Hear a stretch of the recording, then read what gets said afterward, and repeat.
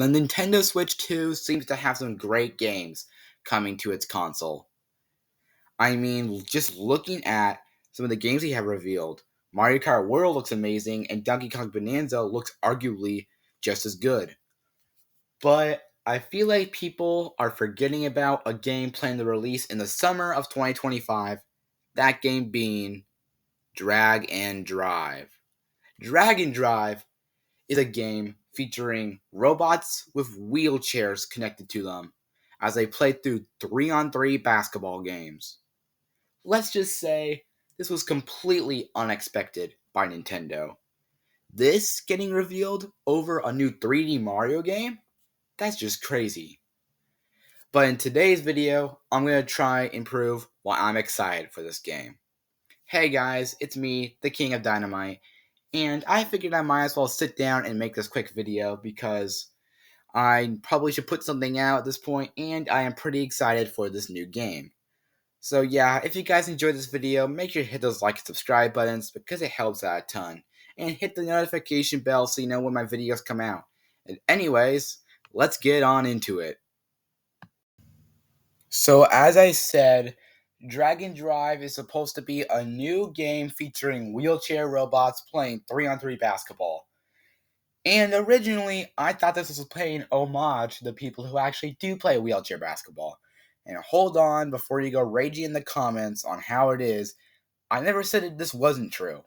What I will say, though, is the fact is it does feel like this game is supposed to be more of a basis for the new motion controls for the Switch 2. Specifically, the mouse gimmick. Because how you control the wheelchair is by taking your hands on a flat surface or stuff like your pant leg and rolling your hands forward, making the motion of the wheelchair.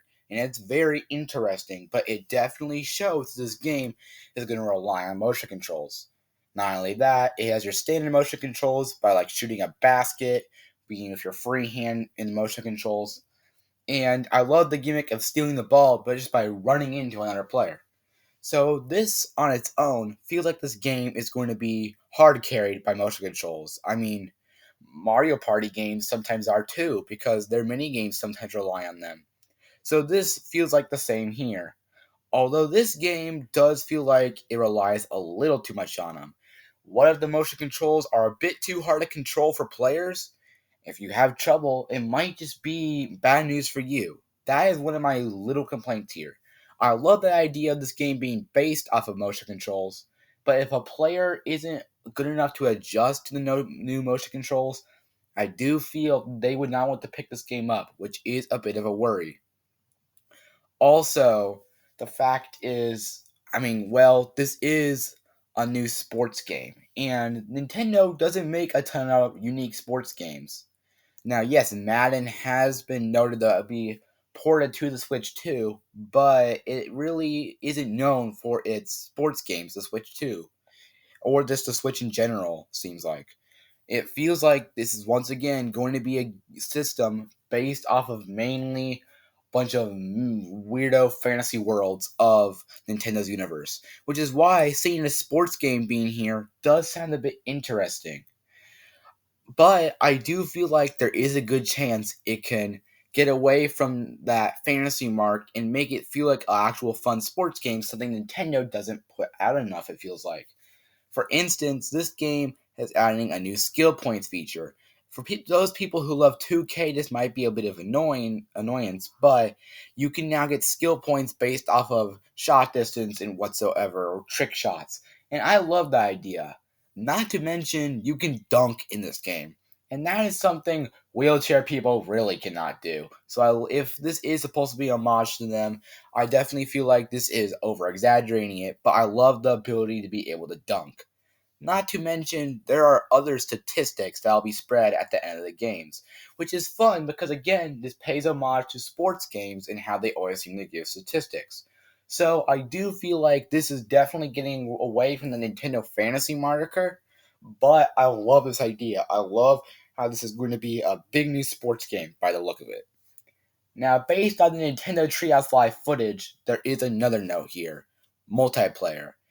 They were playing this game in 6 multiplayer slots, and that's pretty interesting because in order to fill up a 3v3 game, you gotta have at least 6 multiplayer slots. So I like that idea, but it only showcases local play and online play.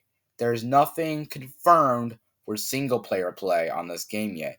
And that is one of my little concerns. I love the fact this game is leading towards multiplayer because if it's 3-on-3 basketball, it might not be too fun to play on your own. But for people who sadly have no friends or just cannot hang out with anybody at the time, it might be a bit better if there's a single player mode. So hopefully that is included with this game. Otherwise, I honestly feel like this game is doing a really good job. I know it sometimes, at least in my opinion, feels like it's just an advertisement for motion controls, but I feel like this game can really be something special. Well, I hope you guys enjoyed this video. I've been kind of on a tight schedule, so it took me a bit, but I do have a video for you guys. I do hope it was interesting at the very least to see my opinions on this new game, and honestly, I'm pretty excited for Drag and Drive to come out. Again, if you guys enjoyed this video, hit those like and subscribe buttons and the notification bell. It helps out a ton. And at 100 subscribers, I'll be doing a 100 subscriber special, so be ready for that. Anyways, take care, guys. Bye.